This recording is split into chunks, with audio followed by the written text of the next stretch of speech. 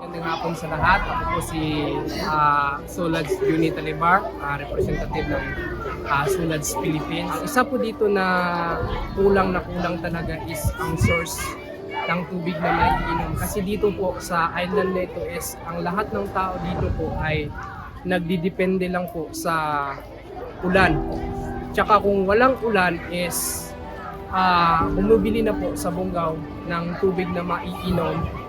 Long as mahal po siya, ang kantidad po na 30 pesos per one jar. Kaya po need po talaga sa community na to ang tubig. Good morning, Mr. President, Sir.